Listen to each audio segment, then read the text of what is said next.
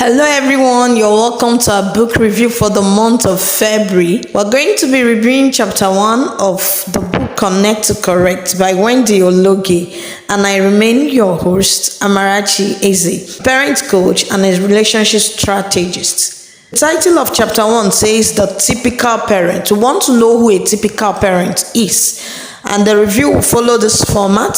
We'll start with the summary, relevant points to note, then questions to breathe upon, and then conclusion. So, who is a typical parent? A typical parent wants a perfect child. We should know that childhood is a period for being children. We should stop trying to make our children perfect. They are children and they should be allowed to be children. So every individual is different. Comparing your child to another is not a fair thing to do. I will use the analogy of a plate to help us understand that every individual, every child, every of your child is different. Plate has different makeup. We have plates that are made of rubbers, those made of plastic, those made of ceramic and metal. If these plates, all of them serve the same purpose, they are used to serve food. And if they are placed under the same conditions, the results they get is not the same. For instance, when you put hot food in a rubber plate, with time it starts wearing out. When you do that with a plastic plate, the time it wears out will still not be the same with that of a rubber plate. The same thing with ceramics, metal, and all other forms of plates. You cannot use a rubber plate to heat something on fire, but you can do that with a metal plate. You can't do it with a ceramic plate. So when you place all these plates under different conditions, take for instance, heating. You can use heat with a metal plate. You can microwave with a ceramic plate. But if you heat with a rubber plate or a plastic plate, it won't work. It will melt. They are all plates. They serve the same purpose. But when you place them under different conditions, the result you will get is different. So also your children.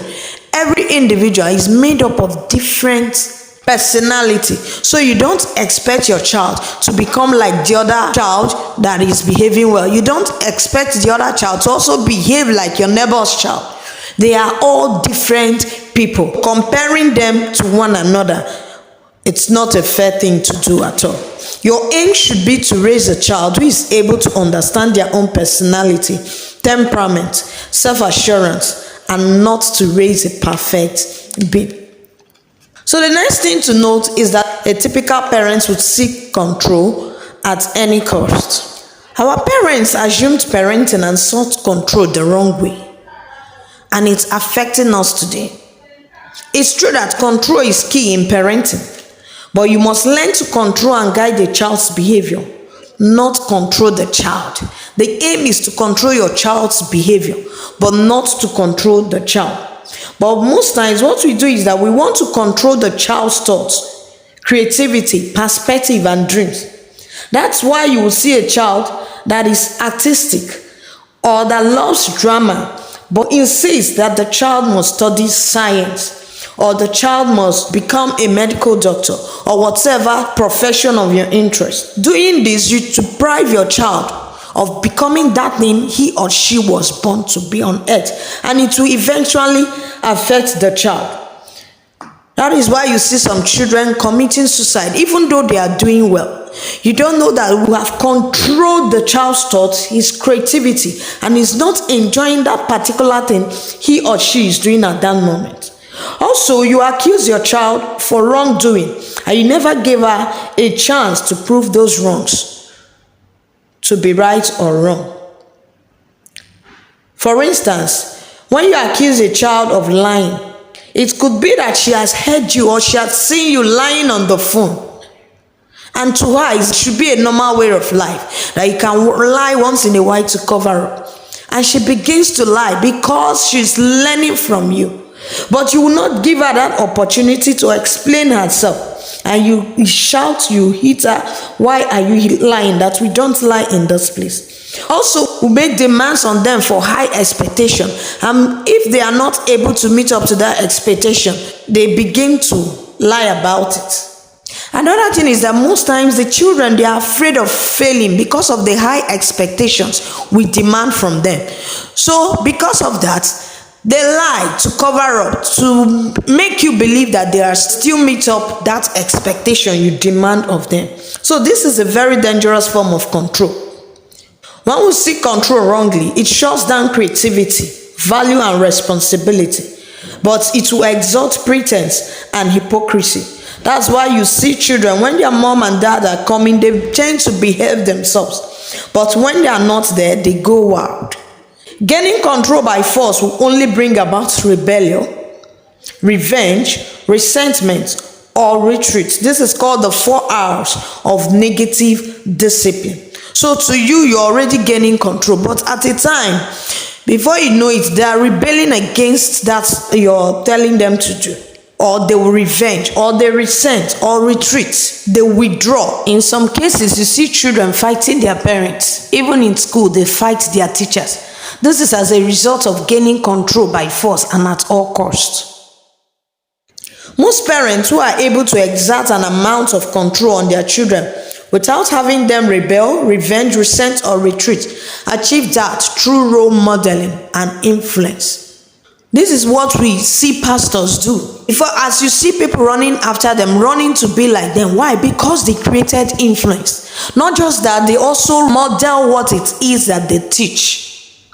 So you see people naturally following through. So for us to influence our children, or for us to affect our children, we have to do that by influence and role model, not by gaining control at all costs.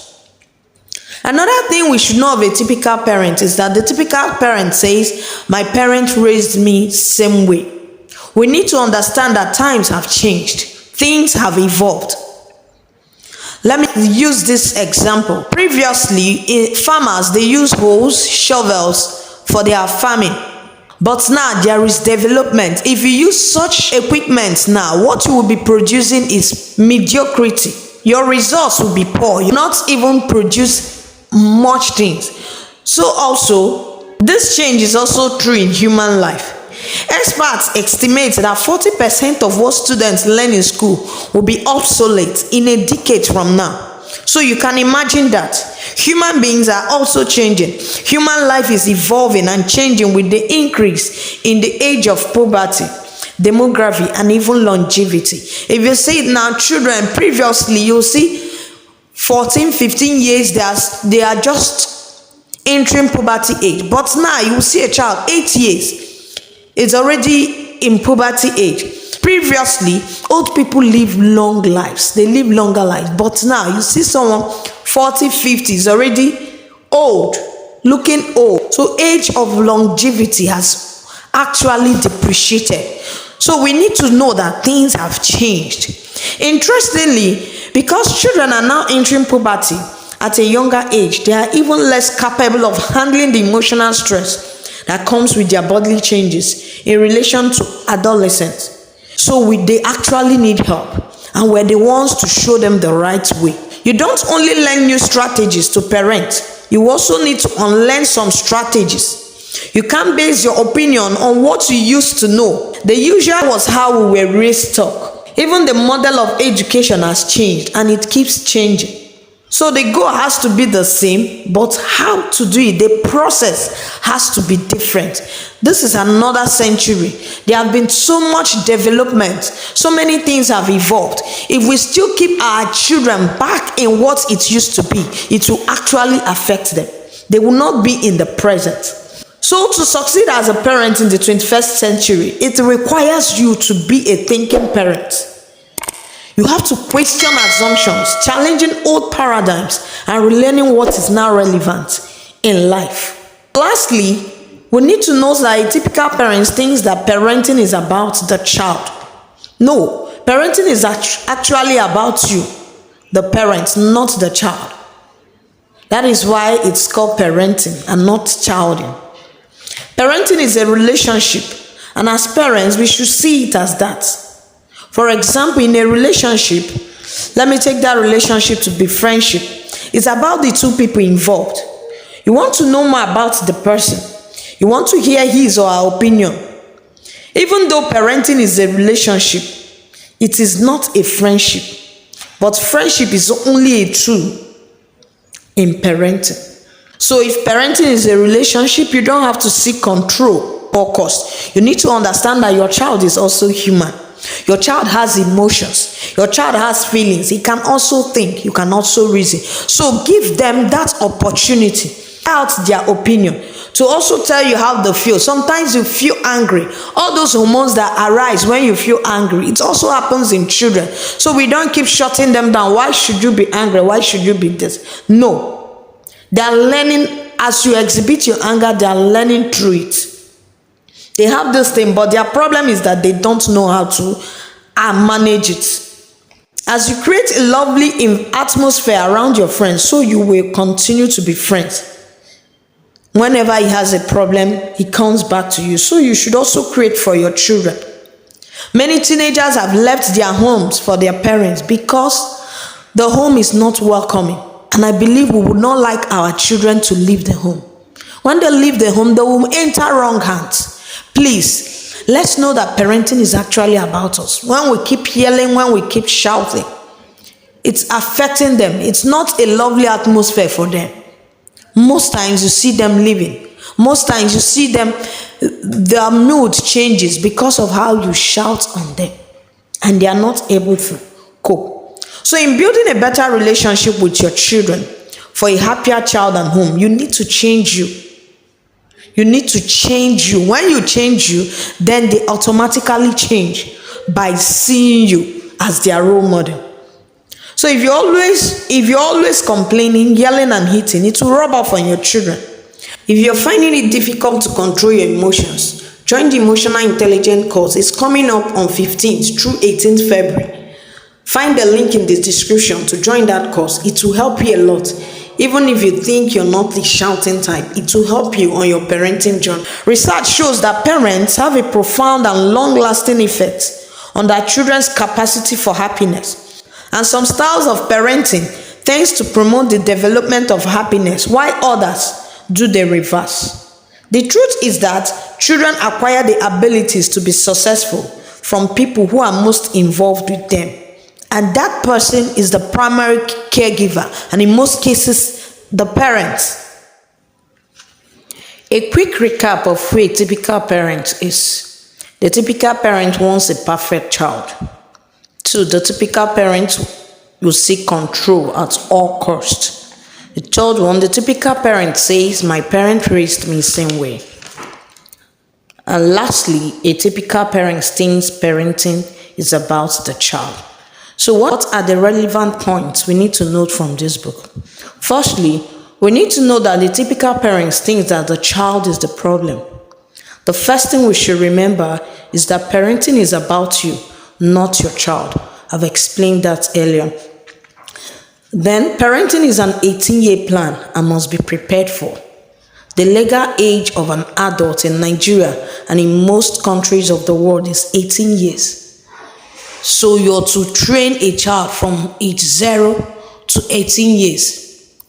Then he's now prepared to face adulthood. That means this 18 years must be planned out for you to be successful and intentional in the journey. We also note that we think that children come already formed, but every child becomes who they are from us and the environment we create or permit for them. That is, they become who we are most times without us even knowing it. Does this resonate with you? Check who you have become. Most likely, like your parents. Next, you should connect to correct. Don't condemn, to correct. That's very important. The fifth point, when it comes to parenting, any victory gotten by force never lasts. To only give you a quick fix. Its resultant effect will be seen later on in adulthood. You see one who is not able to stand for him or herself, one who is not able to speak up for him or herself, or he becomes a bully or is even bullied. So parenting by force, the victory you get from it will not last. Then when it comes to connection, modeling and influence are key to your parenting journey. Next, ineffective parenting style kills the creative side of any human being. It shuts down creativity, thinking, and children are not able to take responsibility. We should also be careful because parenting mistakes can ruin generation. Did you just hear that? I said parenting mistakes can ruin generation. The truth is that there isn't much you can do about your ancestors, but there is something you can do for your descendants. To be in your children's memories tomorrow, you have to be in their lives today. This is especially for fathers who keep complaining that their children don't remember them when they leave the house or when they get married. You need to care for them now, not only in paying school fees. Caring does not only mean you should pay their school fees, you should feed them. No, what they need is that they need care from you. They need love from you. They need you to have time for them so that when they are gone, you will still be in their memories. Having children doesn't make you a parent. Raising them does, and it requires skill. So that you just have a child or children doesn't make you a parent, but raising them into that whole adult is what makes you a parent. And lastly, the typical parent follows the crowd, while the intentional parent follows a goal. So we have some questions to bring out. One says, are you the adult you want your child to grow up to be? Are you actually the adult you want your child to grow up to become? Then how intentional are you about your journey as a parent? I want us to know that there is actually a template to raising kings. If you're interested, chat me up. It's a process. Template here is a process. You have to go through a process, through a curriculum before you can become that intentional parent. It's just like if a medical doctor or professionals want to become whatever profession they study to become, they need to go through a curriculum. So also it is in parenting. We should stop assuming parenting. Parenting, in parenting well, you need to go through a curriculum so that you will become that intentional parent that will raise wholesome adults. In conclusion, many of us were raised in unstable homes. If you do nothing about it, we will surely pass down same to them. So check yourself. Do you see yourself reflecting the parenting styles your parents use, even though you don't like them? If you actually see yourself replicating what your parents did, then you need to change your parenting style. And to do this, you can choose to parent intentionally, become more emotionally intelligent, and shield your children from your disputes as adults. And all these things are not done by just wishing and praying. It is a learned skill. So are you ready to learn? Find the links in the description below. We've actually come to the end of this review. Thank you for being a part of it. Thank you for your time. I do not take it for granted. Discussion continues in the WhatsApp group. So drop your questions and answers there. And always remember that I'm rooting for you. I love you. I honor you. Our next review comes up on 6th February. If you have not subscribed to this channel, please do so. And also invite your friends and loved ones. Let's get to the WhatsApp group for questions and answers. See you.